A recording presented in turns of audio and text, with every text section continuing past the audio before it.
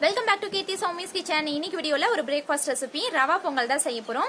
Already நம்ம சேனல்ல நிறைய சிம்பிள் அண்ட் ஈஸியான பிரேக்ஃபாஸ்ட் ரெசிபிஸ் போட்டிருக்கோம். அந்த வீடியோஸோட லிங்க் எல்லாம் டிஸ்கிரிப்ஷன்ல இருக்கு, பார்க்காதவங்க பாருங்க. இப்போ வாங்க இந்த டேஸ்டியான ரவா பொங்கல் அண்ட் தேங்காய் சட்னி எப்படி செய்யறதுன்னு பார்க்கலாம். குயிக்கா ஒரு 5 மினிட்ஸ்ல செஞ்சிடலாம். வீடியோவை ஸ்கிப் பண்ணாம பாருங்க. கீர்த்தி சௌமிஸ் கிச்சனை ஃபர்ஸ்ட் டைம் பாக்குறீங்கன்னா சப்ஸ்கிரைப் பண்ணிட்டு பெல் ஐகான்ல ஆல் கொடுத்துக்கோங்க. இந்த வீடியோ பிடிச்சிருந்துச்சுன்னா லைக், ஷேர் அண்ட் கமெண்ட் பண்ணுங்க. இப்போ வாங்க வீடியோக்குள்ள போலாம். ஃபர்ஸ்ட் ரவா பொங்கல் செய்யறதுக்கு பாசிப்பருப்பு வேக வச்சுக்கலாம். நான் ஒரு 4 டேபிள் ஸ்பூன் அளவுக்கு பாசிப்பருப்பு லைட்டாக ஒரு 2 மினிட்ஸ் வறுத்துட்டு தண்ணியில் கழுவிட்டு இந்த குக்கரில் சேர்த்துருக்கேன். இதில் 3 கப் அளவுக்கு தண்ணி சேர்த்துட்டு குக்கர் லிட் க்ளோஸ் பண்ணி விசில் போட்டுடலாம். 3 விசில் வச்சு எடுத்துக்கலாம். பாசிப்பருப்பு நல்லா சாஃப்டாக வெந்துடும். இப்போது பொங்கலுக்கு தேங்காய் சட்னி அரைச்சிக்கலாம். மிக்ஸி ஜாரில் அரை மூடி தேங்காய் அந்த மாதிரி கொஞ்சம் குட்டியாக கட் பண்ணி சேர்த்துக்கிறேன். இது கூட 2 டேபிள் ஸ்பூன் பொட்டுக்கடலை, 2 பச்சை மிளகாய், இது கூட ஒரு பூண்டு பல், ஒரு சின்ன துண்டு இஞ்சி சேர்த்துக்கிறேன். இப்போது சட்னிக்கு தேவையான ஒரு 1/2 டீஸ்பூன் உப்பு, இது கூட கொஞ்சமாக தண்ணி சேர்த்துட்டு இது நல்லா அரைச்சிக்கலாம். ரொம்ப ஃபைன் பேஸ்ட்டாக அரைக்கக்கூடாது, கொஞ்சம் இந்த மாதிரி திரியாக இருக்கணும். இப்போது சட்னி தாளிச்சிக்கிறேன். கொஞ்சமாக கடுகு கருவேப்பிலை தாளித்து கொட்டிட்டு இது நல்லா கலந்து விட்டுக்கலாம். அவ்வளோதான், தேங்காய் சட்னி ரெடி. இப்போது பொங்கல் செஞ்சுக்கலாம். ஸ்டவ் ஆன் பண்ணி வானல் வச்சுருக்கேன். இதில் 1 டீஸ்பூன் நெய் விட்டுக்கிறேன்.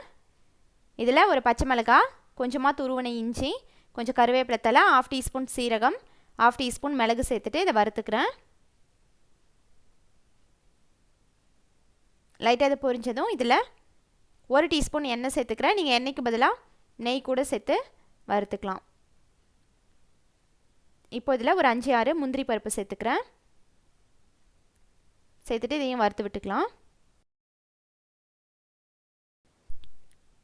இப்போ இதில் 1/2 கப் ரவை சேர்த்துக்கிறேன். இது ஆல்ரெடி வறுத்த ரவை தான், இருந்தாலும் நம்ம நெய்யில் கொஞ்சம் நேரம் வறுத்துக்கலாம். 1 நிமிஷம் இதை நல்லா நெய்யில் ஃப்ளேம் லோவில் வச்சுட்டு வறுத்துக்கோங்க.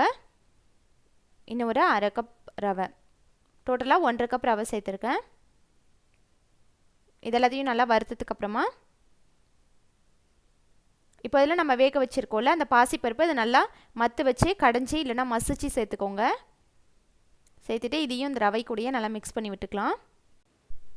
இப்போ இதுக்கு தண்ணி சேர்க்கணும். 1 கப் ரவைக்கு 3 கப் தண்ணி சேர்த்துக்கோங்க. நான் டோட்டலாக 4.5 கப் தண்ணி பக்கத்து ஸ்டவ்வில் கொஞ்சமாக கொதிக்க வச்சுருந்தேன். சூடான தண்ணி தான் சேர்க்கணும். பச்சை தண்ணி சேர்த்தோம் அப்படின்னா கட்டி விழுந்துடும். லைட்டாக கட்டி இருக்கிற மாதிரி தான் இருக்கும். நல்லா மிக்ஸ் பண்ணி விட்டோம் அப்படின்னா எல்லாம் உடஞ்சிரும். இப்போது இந்த பொங்கலுக்கு தேவையான உப்பு சேர்த்துட்டு இதை நல்லா கலந்து விட்டுக்கலாம். லோ ஃப்ளேமில் வச்சுட்டு இந்த மாதிரி நல்லா மிக்ஸ் பண்ணி விட்டுக்கிட்டே இருங்க. பாசிப்பருப்பு மட்டும் லைட்டாக கட்டி இருக்கிற மாதிரி இருக்கும். நம்ம மிக்ஸ் பண்ண அது அப்படியே கரைஞ்சிரும்.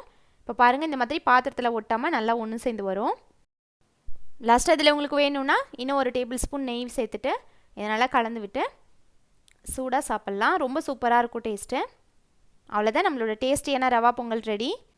இந்த சிம்பிளான பிரேக்ஃபாஸ்ட் ரெசிபி நீங்களும் ட்ரை பண்ணி பாருங்கள். இந்த வீடியோ பிடிச்சிருந்துச்சுன்னா லைக் பண்ணுங்கள், ஷேர் பண்ணுங்கள். கீர்த்தி சௌமிஸ் கிச்சனை சப்ஸ்கிரைப் பண்ணுங்கள். தேங்க்ஸ் ஃபார் வாட்சிங்.